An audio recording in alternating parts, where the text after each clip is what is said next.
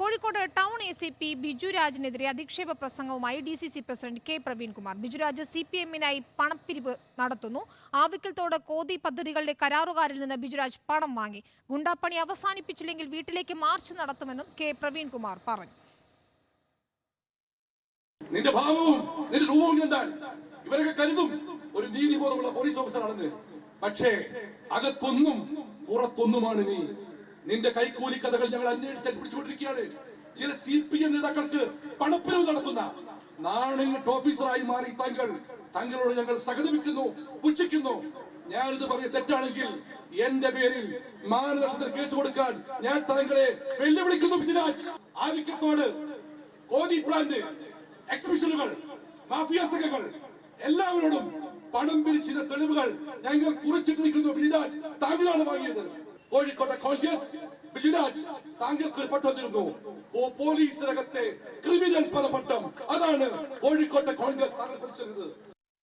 Sinoj Thomas ഉണ്ട് കോഴിക്കോട് നിന്ന് വിവരങ്ങളുമായി. സിനോജ്, ഏത് സാഹചര്യത്തിലാണ് ഇപ്പോൾ ACPക്കെതിരെ DCC പ്രസിഡന്റ് രംഗത്തെത്തിയിരിക്കുന്നത്?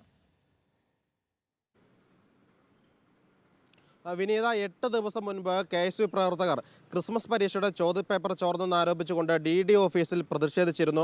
ആ പ്രതിഷേധം സംഘർഷത്തിലേക്ക് നീങ്ങുകയും 12 KSU പ്രവർത്തകരെ പോലീസ് അറസ്റ്റ് ചെയ്ത് റിമാൻഡ് ചെയ്യുകയും ചെയ്തിരുന്നു.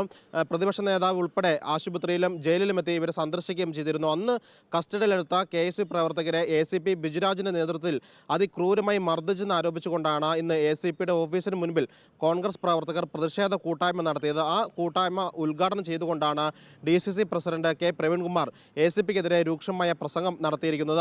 അദ്ദേഹത്തെ അധിക്ഷേപിച്ചും ഗുരുതരമായ രാഷ്ട്രീയ ആരോപണങ്ങൾ ഉന്നയിച്ചുകൊണ്ടുമാണ് പ്രവീൺകുമാർ പ്രസംഗിച്ചിരിക്കുന്നത്. കഴിഞ്ഞ 20 മാസമായി ACPയുടെ നീക്കങ്ങൾ കോൺഗ്രസ് ശ്രദ്ധിക്കുകയാണ്. CPM-ന് വേണ്ടി ഗുണ്ടാപ്പണിയാണ് ACP ബിജുരാജ് കോഴിക്കോട് ടൗണിൽ നടത്തിവരുന്നത്.